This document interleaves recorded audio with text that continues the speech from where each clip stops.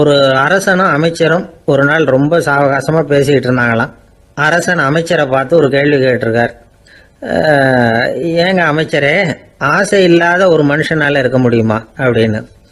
ஏன் முடியாது, துறவி அப்படிங்கிறவங்கெல்லாம் அப்படிப்பட்டவங்க தானே அப்படின்னாராம் அமைச்சர். அவங்கெல்லாம் உண்மையிலேயே ஆசையை விட்டவங்க தானா அப்படின்னு கேட்டாராம் ராஜா. அப்படி தான் இருக்கணும் அப்படின்னாராம் அமைச்சர். அப்படின்னா ஆசையே இல்லாத ஒரு உண்மையான துறவியை நான் பார்க்கணுமேன்னார். அது என்ன பிரமாதம், அதுக்கு நான் ஏற்பாடு பண்ணுறேன் அப்படின்னு விட்டார் இவர். சொல்லிவிட்டு உடனே புறப்பட்டு போனார். அங்கே எங்கே தேடினார். அப்புறம் தான் அவருக்கு புரிஞ்சுது உண்மை துறவியை கண்டுபிடிக்கிறது எவ்வளவு கஷ்டமான காரியம்னு. இருந்தாலும் ராஜா கிட்ட சொல்லியாச்சே உண்மை துறவியை காட்டுறேன்னு. இப்போ என்ன பண்ணுறது? ராஜா கிட்ட சொன்னபடி நடக்கலைன்னா அவருக்கு கோபம் வந்துடும். அமைச்சர் ஒரு யோசனை பண்ணார். அவருக்கு ஒரு வழி தெரிஞ்சுது. அதுதான் சரின்னு முடிவு பண்ணார். அதாவது அந்த ஊரில் அவருக்கு தெரிஞ்ச நாடக நடிகர் ஒருத்தர் இருக்கிறார், நல்லா நடிப்பார். அவரை போய் பார்த்தார். இதை பாருப்பா, எனக்காக நீ ஒரு காரியம் செய்யணும்னார். என்னன்னு கேட்டார் அவர். நீ ஒரு துறவி மாதிரி கொஞ்ச நேரத்துக்கு நடிக்கணும். ராஜா உன்னை பார்த்துட்டு போகிற வரைக்கும் நடி, அது போதும். அதுக்காக உனக்கு 10,000 ரூபா தரேன் அப்படின்னார். அவர் எந்த காலத்தில் இவ்வளவு பணத்தை மொத்தமாக பார்த்துருக்கார். அதனால் உடனே சரின்னு ஒத்துக்கிட்டார். அமைச்சர் அரண்மனைக்கு திரும்பி வந்தார். என்ன அமைச்சரே, இன்னுமா ஒரு உண்மையான துறவி கிடைக்கலன்னார். உண்மையான துறவி ஒருத்தரை இப்போ தான் கொஞ்ச நேரத்துக்கு முன்னாடி பார்த்து பேசிவிட்டு வர்றேன். அவர் நம்ம ஊருக்கு வெளியில் குளத்தங்கரையில் உள்ள ஒரு ஆலமரத்துக்கு அடியில் உட்காந்துருக்கிறார் அப்படின்னார் இவர். அப்படின்னா உடனே புறப்படுங்க அப்படின்னார் ராஜா. பரிவாரங்களோடு புறப்பட்டார். அங்கே அந்த மரத்தடியில் அந்த ஆள் வேஷம் போட்டுக்கிட்டு துறவி மாதிரி உட்காந்துருக்கிறான். ராஜா நேராக போனார். அந்த துறவி காலில் பொத்துன்னு விழுந்து வணங்கினார். உடனே ராணி அவர் காலில் விழுந்தாங்க. அடுத்தபடியாக அமைச்சர் விழுந்தார். அவருக்கு தெரியும் இது நம்ம ஆள் தான்னு. இருந்தாலும் என்ன பண்ணுறது, நேரம். அப்புறம் பரிவாரங்கள்லாம் துறவி காலில் விழுந்து ஆசீர்வாதம் வாங்கிட்டாங்க. ராஜா அப்புறமா தங்கத்தட்டில் பொண்ணையும் பொருளையும் வச்சு அந்த துறவிகிட்ட ரொம்ப பணிவாக நீட்டுறார். தாங்கள் தயவு பண்ணி இதை ஏற்றுக்கணும் அப்படின்னு வேண்டிக்கிட்டார். அந்த துறவி பற்று இல்லாமல் அதை பார்த்தார். எல்லாத்தையும் திறந்துட்ட எனக்கு இதெல்லாம் எதுக்காக அப்படின்னு சொல்லி அதை மறுத்துட்டாராம். ஆஹா, உண்மையான துறவியை பார்த்துட்டோம் அப்படிங்கிற ஆனந்தம் அரசருக்கு. ரொம்ப நிம்மதியாக திருப்தியாக திரும்பி வந்தார் அரண்மனைக்கு. அதுக்கப்புறம் அமைச்சர் யாருக்கும் தெரியாமல் அந்த துறவிகிட்ட ஓடினார். சொன்ன பிரகாரம் பணத்தை நீட்டினார். இந்தப்பா, நான் உங்ககிட்ட சொன்னபடி 10,000 ரூபா பணம் எடுத்துக்கோ அப்படின்னார். அந்த ஆள் ராஜா கிட்ட சொன்னது மாதிரியே எல்லாத்தையும் திறந்துவிட்ட எனக்கு இதெல்லாம் எதுக்காக வேணாம் அப்படின்னு விட்டாரான். நடித்த வரைக்கும் போதும்ப்பா, இனிமேல் இந்த நாடக வசனம்லாம் வேணாம், வேஷத்தை கலைச்சிரு, பணத்தை வாங்கிக்கொண்டார். இல்லைங்க, இது வேஷம் இல்லை, இது வசனமும் இல்லை, இது உண்மை. கொஞ்ச நேரம் துறவி மாதிரி நடித்ததுக்கே இந்த தேசத்து ராஜா ராணி அமைச்சர் பரிவாரங்கள் எல்லாம் என் காலில் விழுந்து வணங்குறாங்க. அப்படின்னா உண்மையான துறவியாக இருக்கிறது எவ்வளவு பெருமையான விஷயம். நான் உண்மையான துறவியாக ஆக போகிறேன், அப்படி முடிவும் பண்ணிட்டேன் அப்படின்னார் அந்த நடிகர். வேஷம் கூட எப்படிப்பட்ட விளைவுகளை உண்டு பண்ணுது பார்த்தீங்களா. நம்மால் ஒருத்தன் ரொம்ப வசதியாக தான் இருந்தான். ஒரு நாள் அவன் சொத்து பூரா திருட்டு போட்டுது. அதுக்கப்புறம் இவன் துறவி மாதிரி ஆயிட்டான். ஊர் ஊராக சுற்றினான். ஒரு குருநாதரை தேடி கண்டுபிடிச்சான். அவர்கிட்ட சீடனாக சேர்ந்துக்கிட்டான். அவனை பார்த்து ஒருத்தர் கேட்டார், நீ உண்மையான சீடன் தானான்னு. இல்லைங்க, சீடன் மாதிரி நடிச்சுக்கிட்டு இருக்கிறேன் அப்படின்னா. அது குரு துரோகம் இல்லையா அப்படின்னு கேட்டார் அவர். இல்லைங்க, நான் பண்ணது குரு துரோகம் இல்லை, என் குரு பண்ணது தான் துரோகம். என்னுடைய பணத்தை கொள்ளையடிச்சது இவர் தான். அதை எங்கே வச்சிருக்காருன்னு கண்டுபிடிக்கிறதுக்காக தான் இவர்கிட்ட சீடனா சேர்ந்துருக்கிறேன் அப்படின்னானா. ஒருத்தர் ரொம்ப அவசரமாக வந்தார். சார், மனுஷன் நிம்மதியாக இருக்கிறதுக்கு என்ன வழின்னு கேட்டார். சீக்கிரமாக ஒரு கல்யாணத்தை பண்ணீங்க, எல்லாம் சரியாக போடும் அப்படின்னோம். அவர் ஒரு மாதிரியாக பார்த்தார். ஏற்கனவே எனக்கு கல்யாணம் ஆயிட்டுது சார், அதனால தானே நிம்மதியாக இருக்கிறதுக்கு வழி கேட்குறேன் அப்படின்னார். சரி, இவர் ஒரு மாதிரியான கேஸ் அப்படின்னு நினச்சிக்கிட்டு நம்மகிட்ட இருந்த ஒரு சின்ன புத்தகத்தை அவர்கிட்ட தூக்கி கொடுத்தோம். இதை படித்து பாருங்கன்னு. கல்யாணத்துக்கு பிறகும் சந்தோஷமாக இருக்கிறதுக்கு என்ன வழி அப்படிங்கிற கேள்விக்கு அந்த புத்தகத்தில் விளக்கம் இருந்தது. கணவன் மனைவிக்குள்ள சிக்கல் வராமல் இருக்கிறதுக்கு அதில் சில வழிகளை சொல்லி கொடுத்துருக்குறாங்க. அதெல்லாம் என்னென்ன அப்படிங்கிறத இப்போ பார்க்கலாமா. குடும்பம்னு இருந்தால் கோபம் வரதான் செய்யும். அது வந்துட்டு போட்டும் பரவாயில்ல. ஆனால் அந்த கோபம் ஒரே நேரத்தில் 2 பேருக்கும் வந்துடாமல் பார்த்துக்கணும். ஒரு சமயத்தில் யாராவது ஒருத்தர் தான் கோபப்படணும், அடுத்தவங்க அமைதியாக இருக்கணும். அதுக்கப்புறம் இவர் அமைதியான உடனே அவங்க ஆரம்பிச்சிக்கலாம். கோபமா ஏதாவது சொன்னா உடனே கோபமா பதில் சொல்லக்கூடாது. கொஞ்சம் பொறுத்து கோபம் தீர்ந்த உடனே அந்த பதிலை சொல்லலாம். அப்போ பதில் கோபமா இருந்தா கூட அது அவ்வளவு பெருசா தெரியாது. அற்ப விஷயத்துக்கெல்லாம் காய்ச்சி மூச்சுன்னு கத்திட்டு இருக்கக்கூடாது. உங்க 2 பேருக்குள்ள ஒரு தர்க்கம் ஆரம்பமாயிட்டுதுன்னு வச்சுக்கோங்க. கடுமையா 2 பேரும் விவாதம் பண்றீங்க. உங்கள ஒருத்தர் இதுல ஜெயிக்கணும்னா அது நீங்களா இருக்க வேணாம், அடுத்தவங்க ஜெயிக்கிறதுக்கு நீங்க துணையா இருங்களேன். அப்படின்னா நீங்க கொஞ்சம் விட்டு கொடுக்கணும், அவ்வளவுதான். ஏதாவது குத்தம் சொல்லணுமா, செஞ்ச தப்ப சுட்டி காட்டணுமா, விமர்சனம் பண்ணணுமா, பண்ணுங்க, வேணான்னு சொல்லல. ஆனா சொன்னதை அப்படி சொல்றத கொஞ்சம் அன்பா இதமா சொல்லுங்க. எப்போ நடந்த தவறுகளை எல்லாம் இப்போ போய் மறுபடியும் ஞாபகப்படுத்திட்டு இருக்க வேண்டாம். நான் அப்பவே சொன்னேன் இந்த புடவை வேணாம்னு, நீங்க தான் கேட்கல, இப்போ பாருங்க கிழிஞ்சு போச்சு இப்படின்னு கத்துனாங்க ஒரு அம்மா. எப்போ சொன்னீங்கன்னு கேட்டா ஒரு 10 வருஷத்துக்கு முன்னாடி தீபாவளி சமயத்துல அப்படிங்கிறாங்க. அது என்ன இன்னும் அப்படியே புதுசாகவே இருக்கும்? உங்களுக்கு அவர் தான் பெருசு, அவருக்கு நீங்க தான் பெருசு. அதை விட இந்த உலகத்துல வேற எதுவும் முக்கியம் இல்லைன்னு நினைக்கணும். நீ தான் என்னுடைய உலகம்னு எத்தனை தடவை சொல்லியிருப்பீங்க? அதெல்லாம் வெறும் வசனமா போயிடக்கூடாது. ஏதாவது ஒரு பிரச்சனையை பத்தி கடுமையா விவாதம் பண்ணிட்டு இருக்கீங்க, அதை அப்படியே பாதியில விட்டுட்டு படுக்கைக்கு போயிடக்கூடாது. சொச்சத்தை நாளைக்கு பேசிக்கலாம்னு. அப்படி போனா தூக்கம் வராது. பிரச்சனையை ஒரு முடிவு பண்ணிக்கிட்டு அதுக்கப்புறமா தூங்க போகணும். ஒரு நாள்ல ஒரு தடவையாவது உங்க ஜோடியை பாராட்டி நல்ல விதமா கனிவா ஒரு வார்த்தை சொல்லணும் அப்படின்னு தீர்மானம் பண்ணீங்க. ஏதாவது தப்பு பண்ணிவிட்டீங்கன்னா பரவாயில்ல, அதை ஒத்துக்கிறதுக்கும் மன்னிப்பு கேட்கறதுக்கும் தயாரா இருக்கணும். அது ஒன்றும் கேவலம் கிடையாது. வீட்டுக்குள்ள தானே கேட்க போறீங்க, வெளியில யாருக்கு தெரிய போகுதோ? எப்படியோ உங்களுக்குள்ள ஒரு சமரசம் ஆனா சரிதான். ஒரு தகராறுன்னு எடுத்துக்கிட்டா குறைஞ்சபட்சம் அதுக்கு 2 பேர் தேவை. தனியாவே உட்காந்துக்கிட்டு நான் இப்ப தகராறு பண்ணிட்டு இருக்கிறேன் அப்படின்னு யாரும் சொல்ல முடியாது. 2 பேர் தகராறு பண்றாங்கன்னா பொதுவா அந்த 2 பேர்ல யாரு அதிகமா பேசுறாங்களோ அவங்க பேர்ல தான் தப்பு இருக்கும். அதை மனசுல வச்சுக்கணும். இதெல்லாம் தான் அந்த புத்தகத்துல போட்டிருக்கிற வழிமுறைகள். இவ்வளவும் சரியா வரலன்னா அப்புறமா சொல்லுங்க, வேற புத்தகம் ஏதாவது இருக்கான்னு தேடுவோம். ஒரு கணவன் தன்னுடைய மனைவியை அழைச்சிட்டு ஒரு மனோதத்துவ டாக்டர் கிட்ட வந்தாரா. டாக்டர், எங்களுக்கு கல்யாணம் ஆகி 30 வருஷ காலமா நாங்க ஒரு விஷயத்துல கூட ஒத்து போனதில்லை அப்படின்னு ஆரம்பிச்சார். உடனே அந்த அம்மா குறுக்கிட்டு, அது 30 வருஷம் இல்ல 32 வருஷம் அப்படின்னாங்களாம். சில பேரை இப்படி சொல்றது உண்டு. அடுத்தவங்களை அனுசரிச்சு நடந்துக்க தெரியல, அவன் என்ன சார் மனுஷன் அப்படிம்பாங்க. சக மனிதர்களோட எப்படி பழகிறது அப்படின்னு தெரியாததுனாலேயே பல பேர் இன்னைக்கு சங்கடப்பட்டுக்கிட்டு இருக்கிறாங்க. வசதி வாய்ப்பெல்லாம் சரியா இருக்கும், ஆனா வாழ்க்கை சரியா இருக்காது. இன்னொருத்தர்கிட்ட எப்படி பேசுறது பழகிறதுங்கிறது தெரியாததுனால தான் இந்த அவஸ்தை. சரி, இந்த அவஸ்தை இல்லாம வாழறது எப்படி? இதுக்கு அனுபவசாலிகள் சில வழிமுறைகளை சொல்றாங்க. அதெல்லாம் என்னென்னங்கிறத இப்ப தெரிஞ்சுக்குவோம். முதல்ல நம்ம நாக்கு நம்ம கண்ட்ரோல்ல இருக்கணும். வார்த்தைகளை கொட்டி விட்டு அதுக்கப்புறம் அள்ள முடியாம கிடந்து கஷ்டப்படக்கூடாது. எப்படி பேசுறோங்கிறதும் முக்கியம், பேசுறப்ப எப்படி முகத்தை வச்சிருக்கிறோங்கிறதும் முக்கியம். அன்பா பேசினாலும் நல்லா இருக்கும். அப்படி பேசுறப்ப ஆதரவா அவர் தோள் மேல ஒரு கையை போட்டுக்கிட்டு பேசினா இன்னமும் நல்லா இருக்கும். 2வது விஷயம், இன்னொருத்தர்கிட்ட பேசுறப்ப வாக்குறுதிகளை அள்ளி வீசக்கூடாது. கொடுக்கற வாக்குறுதி குறைச்சலா இருக்கணும். அப்படி கொடுத்த வாக்குறுதியை கண்டிப்பா நிறைவேற்றணும். நாம ஒருத்தரை பாராட்டுறோம் அல்லது அவரை பத்தி அபிப்பிராயம் சொல்றோம்னா அது ஆக்கப்பூர்வமா இருக்கணும்.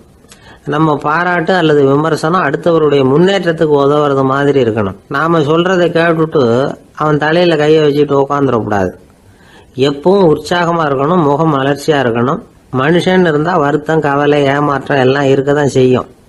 அதெல்லாம் மனசுல இருக்கட்டும். அந்த வருத்தமும் கவலையும் ஏமாற்றமும் சேர்ந்துக்கிட்டு நம்ம முகத்துல இருக்கிற மலர்ச்சியை மூடி மறைக்கிறதுக்கு நாம இடம் கொடுத்துடக்கூடாது. எந்த விஷயத்தை பத்தி யாருகிட்ட பேசினாலும் வெளிப்படையா பேசணும், திறந்த மனசோட பேசணும்.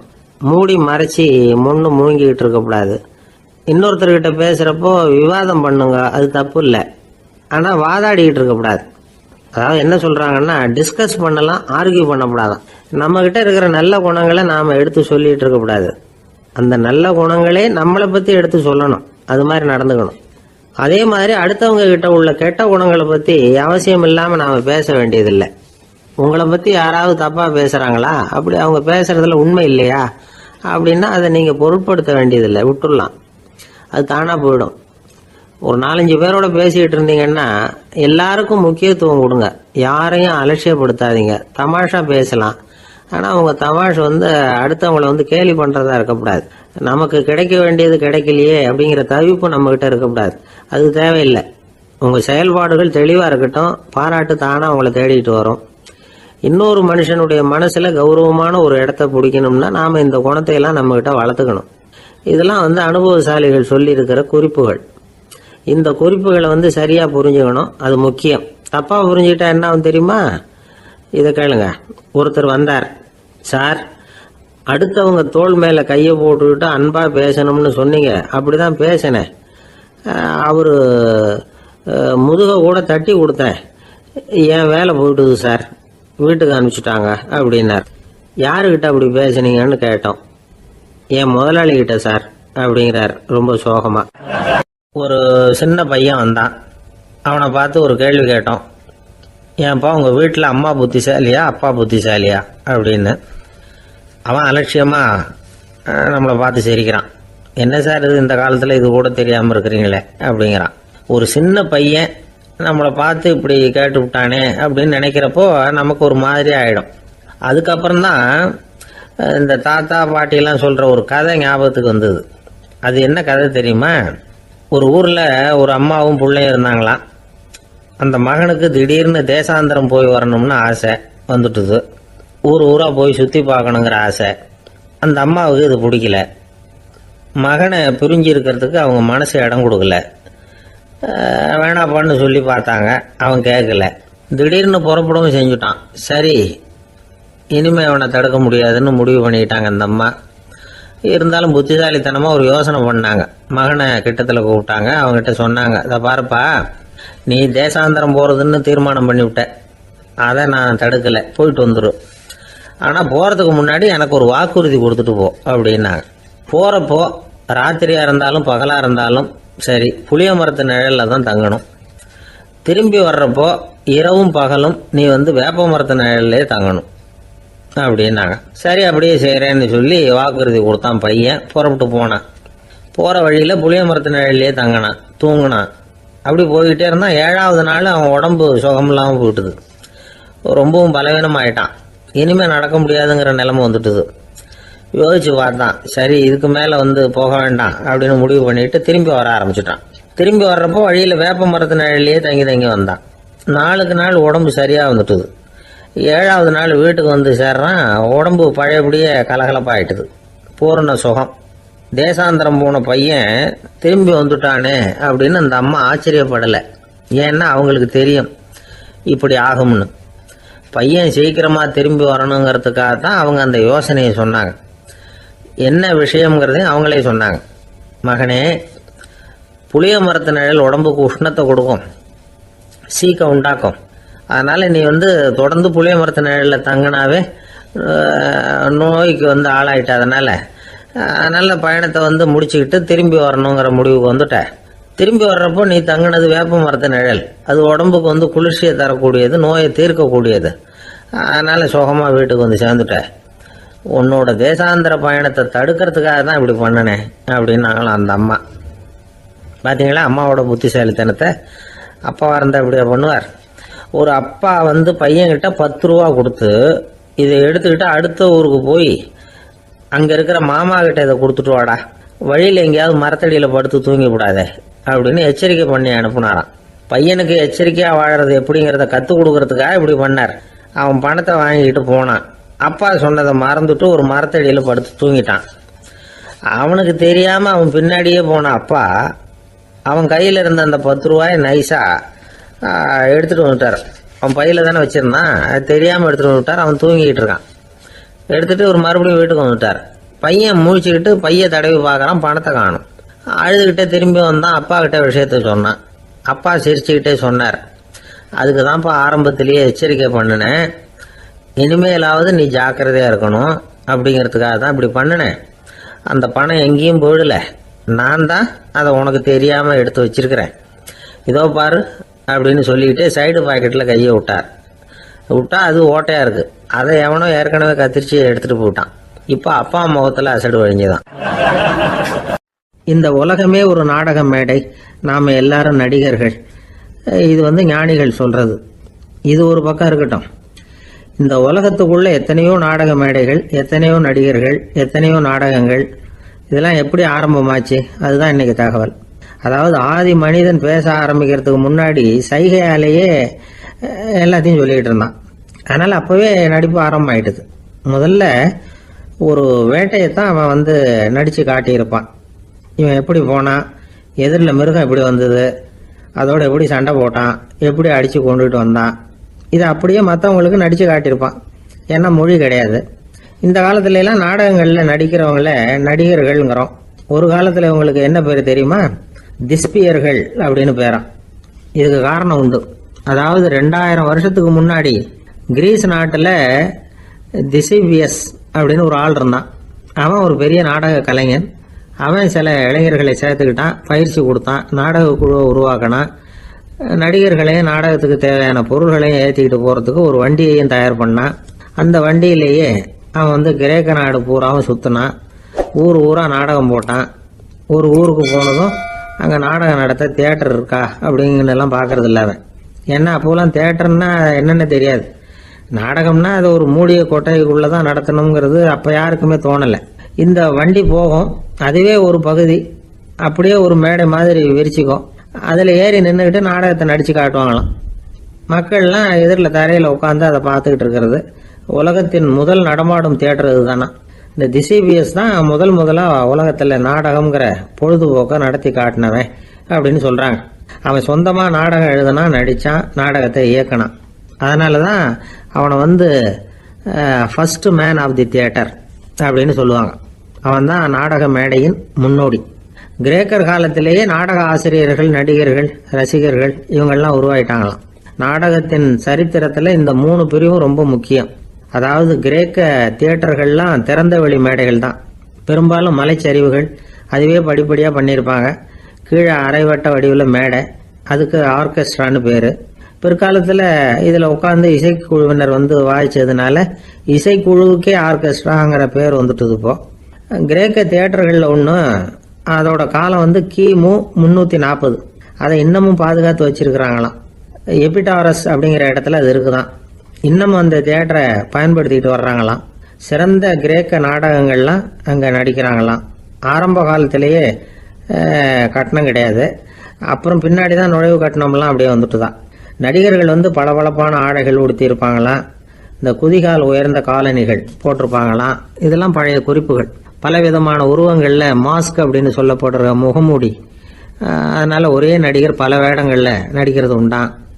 ஆரம்பத்தில் பெண் நடிகர்கள் கிடையாது, எல்லாம் ஆண் நடிகர்கள் தான். ரோமானியர்கள் தான் முதல் நிரந்தர நாடக மேடையை கட்டினவங்க. அதுதான் முதல் தியேட்டர். கிமு 1048 காலகட்டத்தில் பாம்பிங்கிற நகரத்தில் அதை கட்டியிருக்கிறாங்களாம். கிரேக்க ரோமானிய தியேட்டர்களின் அடிப்படையிலேயே இந்த இத்தாலிய வடிவ அமைப்பாளர்கள் இந்த குதிரை லாட வடிவில் ஒரு ஆடிட்டோரியத்தை உருவாக்கினாங்களாம். இப்படி அதை பற்றி நிறைய தகவல் இருக்குது. 1576 லண்டனில் இந்த வின்ஸ்பர்ரி, அப்புறம் இந்த பில்ட்ஸில், அப்புறம் ஜேம்ஸ் இப்படிங்கிறவர் முயற்சியால் தான் இங்கிலாந்தில் முதல் தியேட்டர் உருவாச்சான். அப்படி ஒருத்தர் இருந்தாராம். உலக நாடக மேடையின் வரலாறு இதுதான். அதாவது இப்பெல்லாம் அறிவியல் வளர்ச்சி அதிகமாயிட்டுது. திரைப்படம், தொலைக்காட்சி எல்லாம் வந்தாச்சு. ஒவ்வொரு வீடுமே ஒரு குட்டி தியேட்டர் மாதிரி ஆயிட்டுது.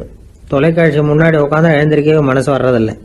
ஒரு அம்மா ஒரு மனோதத்துவ டாக்டரை தேடிட்டு வந்தாங்களாம் இந்த காலத்தில். டாக்டர், எங்கள் வீட்டுக்காரர் எப்போ பார்த்தாலும் டிவி முன்னாடி உட்காந்துக்கிட்டு அதையே வெறிச்சு பார்த்துக்கிட்டு இருக்கிறார், உத்து பார்த்துக்கிட்டு இருக்கார், எனக்கு சந்தேகமாக இருக்குன்னாங்களாம். இது மனக்கோளாறு இல்லைங்க, ஆர்வ கோளாறு, அவ்வளவுதான், இதுக்காக பயப்படாதீங்கன்னாரான் டாக்டர்.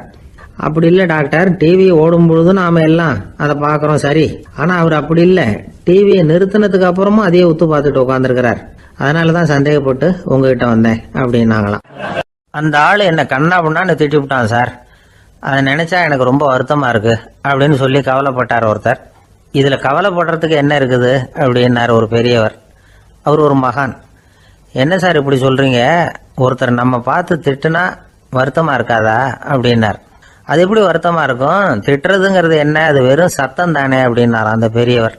நம்ம ஆளுக்கு தலையை பிச்சுக்கலாம் போல இருந்தது. இருக்காது அப்படின்னா நமக்கு அப்படி தானே தோணுது. அந்த பெரியவர் சொல்கிறது ரொம்ப பெரிய விஷயம். அதை நாம் புரிஞ்சிக்க முயற்சி பண்ணலாம்னா நடைமுறை வாழ்க்கைக்கு அது ஒத்து வர்றது மாதிரி தெரிய மாட்டேங்குது. இருந்தாலும் அந்த பெரியவர் அதுக்கு என்னதான் விளக்கம் கொடுக்குறாருன்னு பார்ப்போமே. ஒரு ரயில் போயிட்டுருக்கு, அதில் ஒரு சாது போயிட்டுருக்கார். அந்த ரயில் வந்து அவர் ஹரித்வாரம் போயிட்டுருக்கார். அவர் ரயிலில் ஏகப்பட்ட கூட்டம்.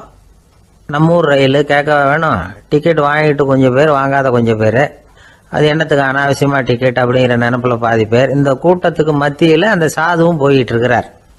உட்கார்றதுக்காக இருந்த இடத்துல ஒரு ஆள் படுத்திருக்கிறான், கொஞ்சம் முரட்டு ஆசாமி. அவன் காலு பக்கத்தில் கொஞ்சோண்டு இடம் பாக்கி இருந்தது. அந்த இடத்துல இந்த சாது உட்காந்துருந்தார். மெதுவாக உட்காந்துக்கிட்டார் போய். ஆனால் அந்த ஆள் ராத்திரி பூரா இவரை காலால் உதச்சிக்கிட்டே இருக்கிறான். அது இவருக்கு ரொம்ப அவமானமாக பட்டுது. அதனால் துக்கம் ஏற்பட்டது. இருந்தாலும் அதை ஒரு மாதிரியாக சகிச்சுக்கிட்டே இவர் வந்து சேர்ந்தார். பொழுது விடிஞ்சது. அந்த சாது ஹரித்வார் வந்து சேர்ந்தார்.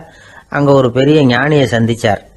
ராத்திரி ரயிலில் அந்த ஆள் உதைச்சதையும் அதனால் தனக்கு ஏற்பட்ட துக்கத்தையும் இந்த சாது அந்த ஞானிகிட்ட சொன்னார். சொல்லிவிட்டு, ஏன் சுவாமி, எனக்கு துக்கம் ஏற்பட்டதே அது தப்பா அப்படின்னு கேட்டார். தவறுதான் அந்த ஞானி. உனக்கு இன்னமும் தேக அபிமானம் போகலைங்கிறது தான் அது காட்டுது. அஷ்டாவக்கிரர் என்ன சொல்றார் தெரியுமா? உண்மையான ஞானி யாராவது தன்னை வந்தனை செய்தால் அதற்காக சந்தோஷப்பட மாட்டார், யாராவது நிந்தனை செய்தால் அதற்காக வருத்தப்பட மாட்டார் அப்படின்னு சொல்றார். நிந்தனைங்கிறது ஒரு ஒலி தான். தேகாபிமானம் இருக்கிற வரைக்கும் இந்த ஒலி நம்மளை வந்து வேதனைப்படுத்தும். நான் தேகம் இல்லை, ஆத்மா அப்படிங்கிற நினைவு இருந்தா இந்த ஒலி நம்மளை பாதிக்காது. மனு என்ன சொல்றார் தெரியுமா? ஒரு சாதகன் பாராட்டுதலை விஷம்னு நினைச்சு பயப்படணும், அவமானத்தை அமிர்தம்னு நினைச்சு சந்தோஷப்படணுங்கிறார். அவமானப்பட்டா கவலைப்படாம எப்படி இருக்க முடியும் அப்படின்னு தான் நமக்கு தோணும். அதனாலதான் நம்மள யாரும் இதுக்கு உதாரணமா யாரையும் காட்ட முடியல. புத்தரையும் கபீரையும் உதாரணமா காட்டுறாங்க. அவங்களுக்கெல்லாம் அவமானம் ஏற்பட்டப்போ கவலையே படலையாம். புத்தரை வந்து அவமானப்படுத்தணுங்கிறதுக்காக கௌசாம்பி ராணி ஒரு இளம் பெண்ணை கொலை பண்ணி சடலத்தை புத்தர் குடிசைக்கு முன்னாடி போட சொன்னார். போட்டாங்க. புத்தர் தான் அந்த பொண்ணை கெடுத்து கொலை பண்ணி விட்டாருன்னு எல்லாரும் நினைச்சாங்க. ஆனா புத்தர் இதை பத்தி கவலையே படல. அப்புறமா உண்மை தெரிஞ்சதும் புத்தர் புகழ் இன்னும் அதிகமாயிட்டது. ஒரு பெரிய சபையில ஒரு மோசமான பொண்ணு நுழைஞ்சு தனக்கும் கபீருக்கும் சம்பந்தம் உண்டுன்னு சொன்னா கபீர் கவலைப்படல. அவங்க மாதிரியெல்லாம் நாமளும் இருக்க கத்துக்கணும். நிந்தனை, அபகீர்த்தி, அவமானம் எல்லாம் ஆண்டவன் கொடுக்கிற பிரசாதம்னு நினைக்கணும் அப்படின்னு சொல்றார் அந்த ஞானி. இதை கேட்ட இந்த காலத்து ஆசாமி ஒருத்தர், நான் கூட அப்படிதான் சார், யாராவது அவமானப்படுத்தினா கவலைப்பட மாட்டேன். நேத்து கூட ஒருத்தர் என்ன பலார்னு அரைஞ்சுட்டார், நான் கொஞ்சம் கூட கவலைப்படல, பேசாம வந்துட்டேன்னார். ஏன் அப்படி வந்துட்டீங்க அப்படின்னு. அவர் அரைஞ்சதுலேயும் ஒரு அர்த்தம் இருந்தது, அதனால தான் அப்படி வந்துட்டேன்னார். ஏன் அரைஞ்சாருன்னு கேட்டேன். 10 வருஷத்துக்கு முன்னாடி 15 ரூபா அவர்கிட்ட கடன் வாங்கினேன், அதை கேட்டு கேட்டு பார்த்துட்டு கடைசியாக தான் அரைஞ்சார் அப்படின்னார். ஆண்டவனுடைய பிரசாதம் இவருக்கு அடிக்கடி கிடைக்கும் போல இருக்கு. ஒரு ஆள் இருந்தான், நிறைய பணம் சம்பாதிச்சான், ஆனால் செலவு பண்ண மனசு வரல, கருமி. அவன் என்ன பண்ணா, சேர்த்த பணம் பூராவையும் ஒரு மரத்தடியில் புதைச்சி வச்சிருந்தான். வாரத்துக்கு ஒரு தடவை அந்த மரத்தடிக்கு வருவான், புதைச்ச இடத்த ஆவலோட பார்த்துக்கிட்டு இருப்பான், அதுக்கப்புறம் போயிடுவான். அவ்வளவுதான். ஒரு நாள் ஒரு திருடன் வந்தான், இவன் புதைச்சி வச்சிருந்ததெல்லாம் எடுத்துட்டு போட்டான். இது தெரிஞ்சு போச்சு. அந்த கருமி புலம்ப ஆரம்பிச்சிட்டான். இவன் புலம்பலை கேட்டதும் அக்கம் பக்கத்தில் இருந்தவங்க எல்லாம் ஓடி வந்தாங்க. என்ன விஷயம்னு விசாரிச்சாங்க. இவன் சொன்னான். ஒரு பெரியவர் கேட்டார், ஏன்பா வாரம் வந்து இந்த இடத்த பார்க்கறதாக சொன்னியே, எப்போவாவது இதில் இருக்கிற பணத்தை எடுத்து செலவு பண்ணியிருக்கியா அப்படின்னு கேட்டார். நான் அப்பப்போ வந்து அதை பார்க்கறது தான் வழக்கம், அதை தொட்டதே இல்லைன்னு. அவன், சரி அப்படின்னா இப்போவும் நீ அதே மாதிரி வாரம் ஒரு தடவை வந்து இந்த இடத்த பார்த்துட்டு போகலாமே அப்படின்னாராம் அந்த பெரியவர். அதுவும் சரிதானே, எவ்வளவு காலமானாலும் அவன் அந்த பணத்தை எடுத்து செலவு பண்ண போறதில்ல. அப்படி இருக்கிறப்ப உள்ளே பணம் இருந்தாலும் ஒன்று தான், இல்லாமல் போனாலும் ஒன்று தான். இதிலிருந்து என்ன புரியுதுன்னா, ஒருத்தர்கிட்ட இருக்கிற பணத்தை கொண்டு அவர் பணக்காரரா ஏழையா அப்படின்னு முடிவு செய்யறது சரியில்லை. அந்த செல்வத்தை அனுபவிக்கிற திறன், பயன்படுத்துகிற திறன், அதை வச்சு தான் அவர் ஏழையா பணக்காரரா அப்படிங்கிறத நிர்ணயம் பண்ணணும். அதுதான் சரி. செலவு பண்ண தெரியாதவன் சேகரம் பண்ணிகிட்டே இருக்கிறதுனால என்ன பிரயோஜனம்? தலைமுடியே இல்லாதவன் தாராளமாக சீப்புகளை வாங்கி சேகரம் பண்ணுறது மாதிரி தானே இது. சில சமயம் செலவு பண்ண நாம் தயாராக இருந்தால் கூட அந்த செல்வம் நமக்கு பயன்படுறதில்ல. அரேபியாவில் ஒரு நகை வியாபாரி விலை உயர்ந்த முத்துக்களை எல்லாம் அவர் வச்சு வியாபாரம் பண்ணிகிட்டு இருந்தார். அவர் ஒரு சமயம் ஒரு பாலைவனம் வழியாக போயிட்டு இருக்கிறார் ஒட்டகத்தில். அப்போ திடீர்னு கடுமையான புயல் வீச ஆரம்பிச்சுட்டுது. திசை தவறி இவர் எங்கேயோ வந்துட்டார். கூட வந்தவங்களையும் காணல, எங்க போனாங்களோ தெரியல. இவர் ரொம்ப பயந்து போய் அங்கேயும் எங்கேயுமா அலைஞ்சு திரியிறார். வழியே தெரியல. பசி கடுமையாயிட்டுது. ஒட்டகத்து முதுகுல ஒரு மூட்டை இருந்தது. அதை பிரிச்சு பார்த்தார். உள்ள ஏதாவது இருக்கான்னு தேடி பார்க்கறார். அது வரைக்கும் கண்ணில் தட்டுப்படாத அபூர்வமான ஒரு பை கண்ணில் பட்டுது.